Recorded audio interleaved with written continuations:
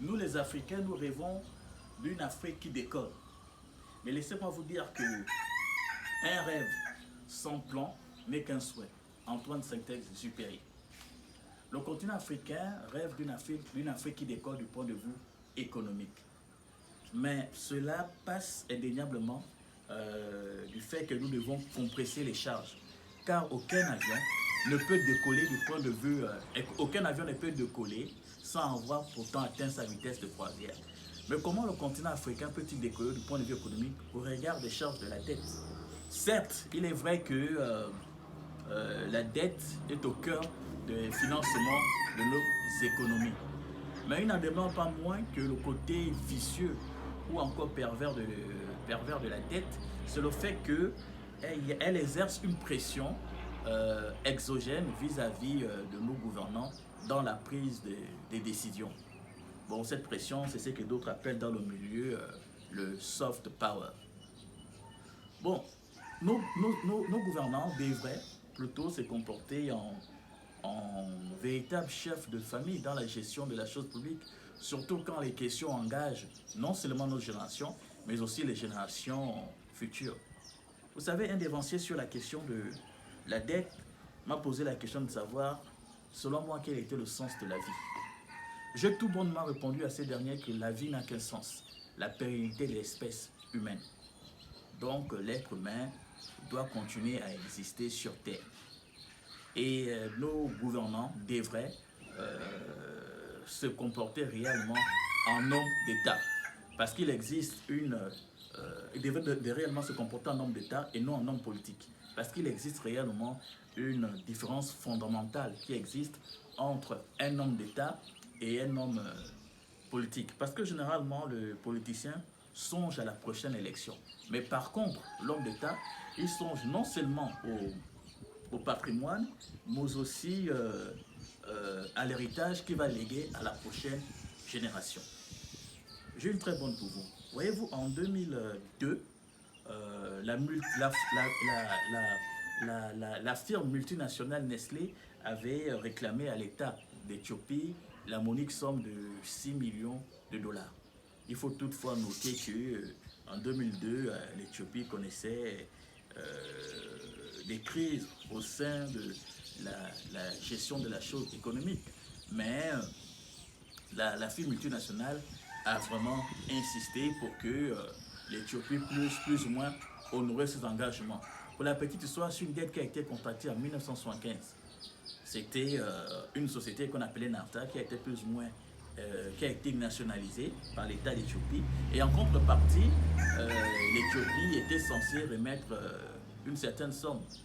Mais malheureusement, l'Éthiopie à cette époque, vu que l'Éthiopie connaissait non seulement la famine, mais aussi des sécheresses en répétition. Donc, ils n'avaient pas les ressources nécessaires pour pouvoir plus ou moins honorer leur engagement. C'est là que la firme Nestlé intervient parce qu'elle a plus ou moins racheté la dette. Et c'est plus de 20 ans plus tard qu'elle vient au sein de l'État d'Éthiopie réclamer cette dette. Et notons que la firme multinationale a refusé de revoir à la baisse ses prétentions. Il a fallu l'intervention de la Banque mondiale. La Banque mondiale s'est proposée de payer la dette, à la place de l'Éthiopie, mais malheureusement, la firme multinationale Nestlé a refusé. Mais nous devons plus ou moins la calmer grâce à la diplomatie internationale. Donc ces gens d'actes doivent vraiment nous interpeller en tant qu'Africains lorsque nous allons au niveau des marchés internationaux contracter des dettes. Ayez à l'esprit que ces institutions financières n'ont pas d'amis, ils sont plus proches de leurs intérêts. Et celui qui ne connaît pas son passé est condamné à refaire les mêmes erreurs. Donc nous n'avons pas le droit de laisser nos enfants du mauvais côté du bilan. Si vous le permettez, nous allons légèrement nous égarer. Vous savez, Jean de La Fontaine n'était pas fou ou encore aigri. C'est quelqu'un qui passait son temps à observer comment l'être humain évoluait autour de lui et généralement il dénonçait ça en faisant de l'autodérision, c'est-à-dire le fait qu'il s'est moqué de lui-même ou tout simplement sur forme d'humour, il dénonçait certaines vérités. Et l'une de ces fables qui m'a plus ou moins marqué, c'est la fable de la cigale et la fourmi. Vous savez, cette fable-là, nous l'avons plus ou moins sur le continent africain, récitée dans nos différentes écoles. Mais nos enseignants n'ont pas pris le soin de nous expliquer la morale de cette histoire. Je vais juste vous donner un extrait. Que faisiez-vous au temps chaud? Je chantais et Beck dansait maintenant. Donc c'est pour vous faire comprendre que cette fable se dégage deux états d'esprit. Il y a un état d'esprit paresseux, c'est-à-dire l'état d'esprit de la cigale, ceux qui passent leur temps à faire la fête, à ne pas travailler, où l'abnégation, la résilience n'est pas leur partage. Et il y a un autre état d'esprit qui n'est autre que celle de la fourmi, qui a un faible pour le travail, qui a un faible pour la prévision, qui a un faible pour l'épargne. Donc, retenons que la morale de cette histoire, c'est nous inciter à travailler, à se soucier de demain.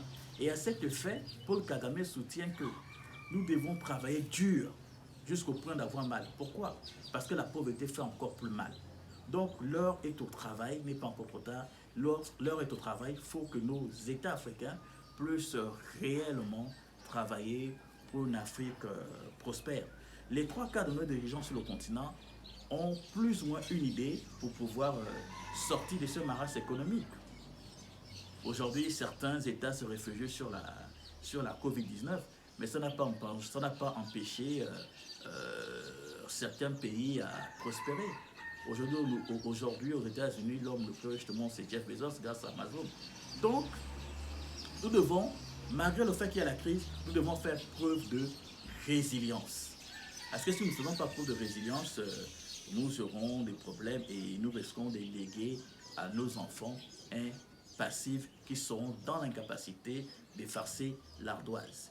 Et comme je disais, nos gouvernants savent réellement ce qu'il faut faire pour sortir de ce marasme économique. Et l'une des solutions la plus scandée n'est autre que la bonne gouvernance. C'est quelque chose que nos dirigeants prononcent à travers les médias, à tue-tête, bonne gouvernance, bonne gouvernance, bonne gouvernance. À cet effet, Thomas Isidore Noël Sankara disait « Pour guérir de la maladie, il ne suffit pas de prononcer le nom du médicament, mais il faut prendre le médicament. » Et Bruce Lee soutient que vouloir ne suffit pas, il faut le faire. Prenez soin de vous et à très bientôt. N'oubliez pas, nous n'avons qu'une seule vie.